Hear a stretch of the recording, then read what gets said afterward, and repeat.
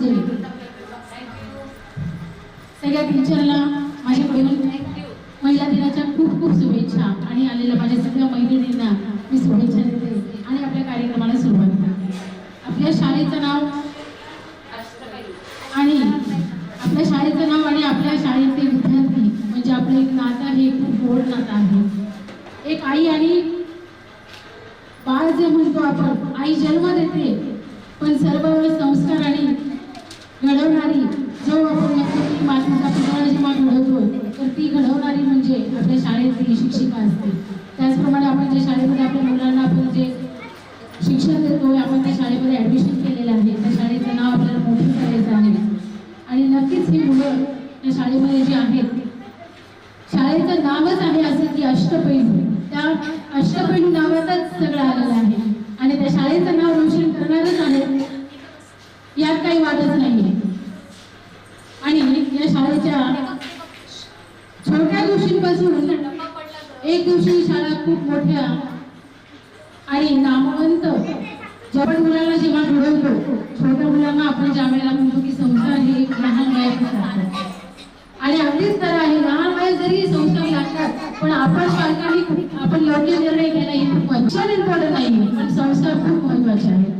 आजच्या काळामध्ये शिक्षण तर आहेच आहे. आपण जे सण संस्कृती आपण साजरा करतो, म्हणजे एक मी सांगते की उदाहरण, आपण जे सण साजरा करतो मराठी सण, तर मुलांना ऍक्च्युली सगळं वळख कुठे लागलेलं आहे, फॅशनकडे लागलेलं आहे.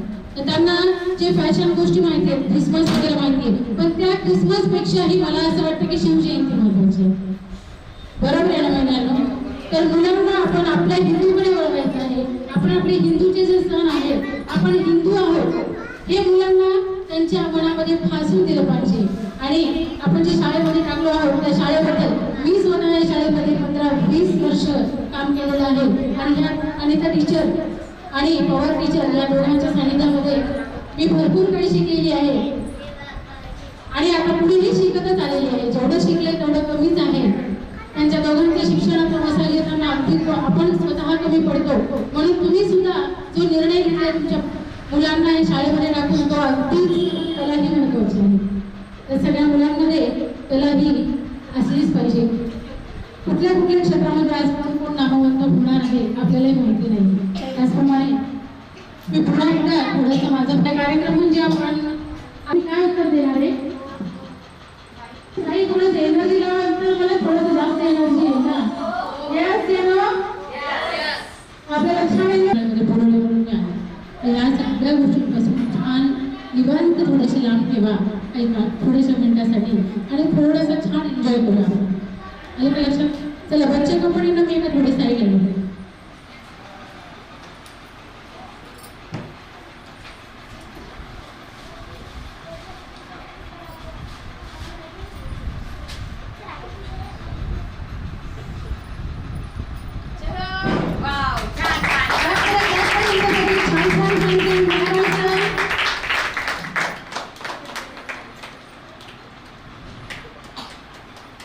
हो महिला तर भारी दिसत आहे. एक नंबर आहे.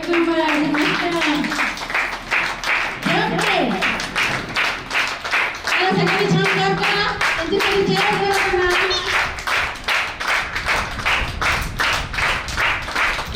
मस्त एक नंबर सगळ्या चांगलीवर दिसत आहे. कोणीच कमी नाही आहे. मला म्हणतात महिला कुठल्या क्षेत्रामध्ये कमी नाही आहे. महिला सगळ्याच क्षेत्रामध्ये पुढेच आहेत.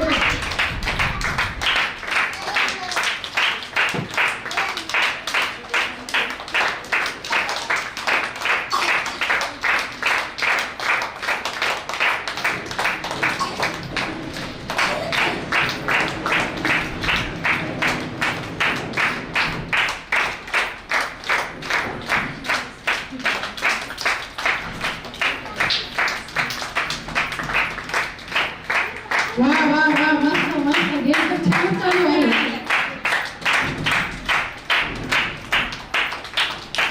खूप छान खूप मस्त.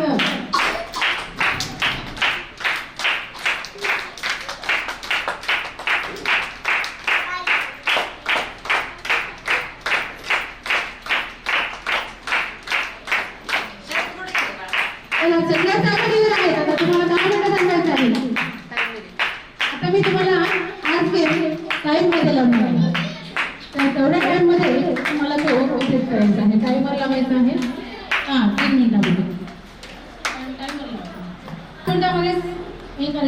करायचं आहे एकमेकींना. ओके चलो मी स्टॉप म्हणाल त्यावेळेला तुम्ही स्टॉप व्हायचं. कुठल्याही कंडिशन चलो तर सुरू झालं. छान मस्त टाइम बघा मॅडम, टाइम कडे लक्ष द्या.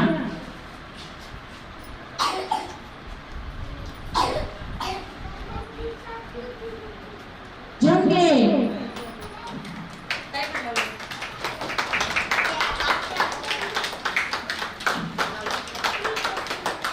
क्लॅप करायचं, क्लॅप करा, क्लॅप करा, क्लॅप करा.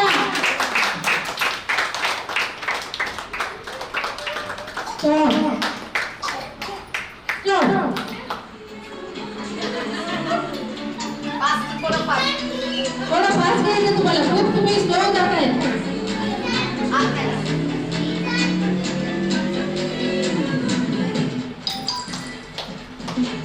क्लॅप करा सगळ्यांनी छान.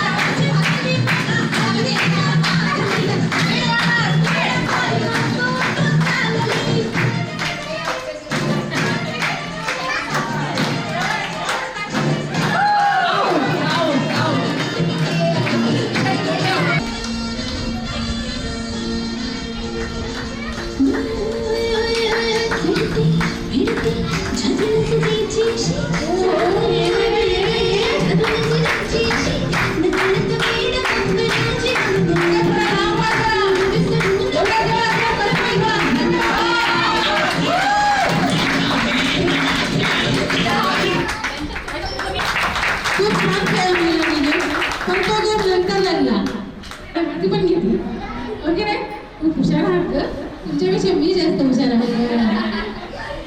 तुम्हारा बाप यहाँ पे बना है तब क्या हो गया. चलो एक से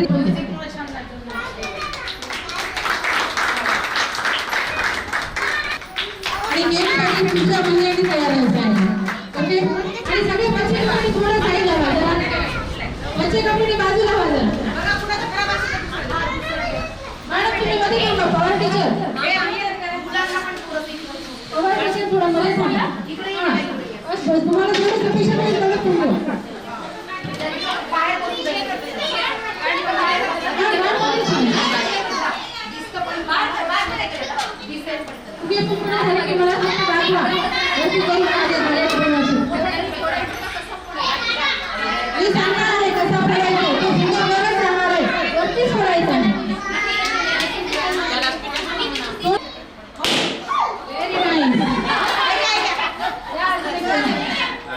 जास्त सांगू नका लवकर टाइम आपल्याकडे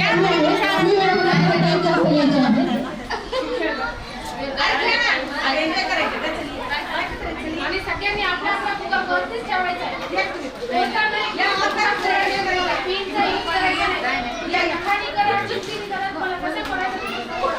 तुमच्या स्वतःचा फुगा तुम्हाला सांभाळायचा.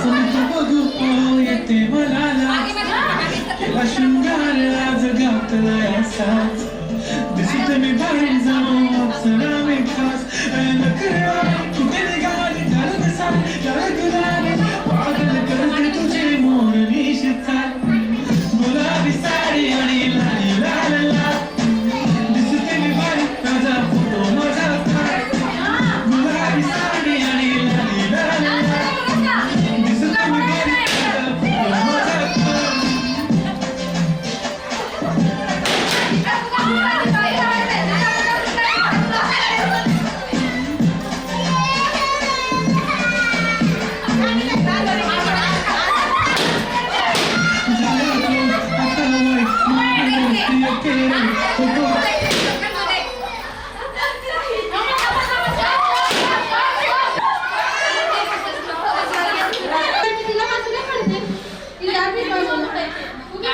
डान्स करतो त्यावेळेस म्युझिक बंद झालं की शिकवायचं. चालू होती तुमचा फुगा पूर्ण चालू